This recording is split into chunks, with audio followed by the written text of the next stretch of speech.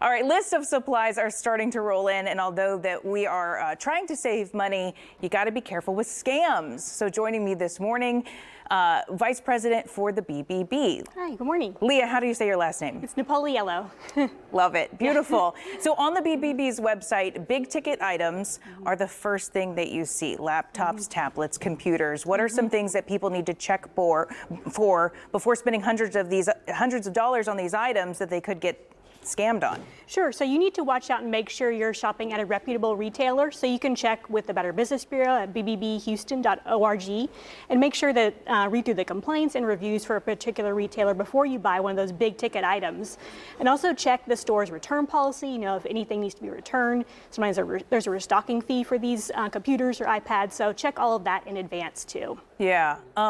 Any way that you can know ahead of time if you're on a credible website, though? You can check to see if there's a little S after the HTTP in the address, so that shows that it's a secure site. So your information, your credit card information, or other information you input will not be vulnerable to hacking if it is secure. HTTPS. Right. That's what we're looking for. And as for student discounts, we know that a lot of places offer them. If the retailer doesn't advertise that they have a student discount, are you allowed to ask? Is that okay? Yes, exactly. You can always ask in advance. It's a good idea to check with the retailer and see if they have a student discount, or sometimes they have teacher discounts too. So always ask in advance before you shop. What are some of the big retailers that does that? Do you know of any off the top of your head? I don't know off the top of my head, but it's a good idea just to do your research ahead of time. Just to go in and ask. Sure. Yeah, it's your money. Right. You might want to keep it. Yeah. And for online shopping, people need to beware of clickbait. Can you explain what are your tips for avoiding clickbait? Sure. So when you're scrolling on social media, you may come across an ad of something that's all the time. Right. Yeah. Yeah. Buy this, buy this, buy this, Right. click this for that. Yeah. Yeah. It sounds like a deal that's too good to be true. And so you click it, and then it takes you to another site. Sometimes they want you to input personal information, or it could download a virus on your device. So you want to be careful and don't just click randomly. Make sure you know where you're going. And again, check that the site is secure ahead of time, and also research the site too.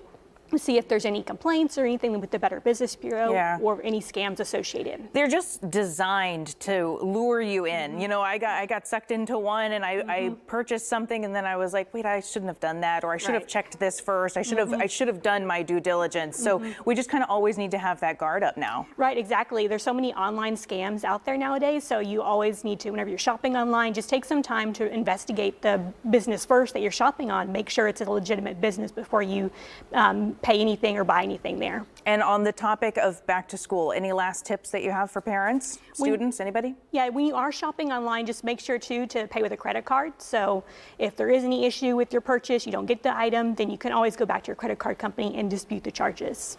Good tips. Thank you so much for joining me. That's all really great. And of course, you can watch this full interview on clicktohouston.com.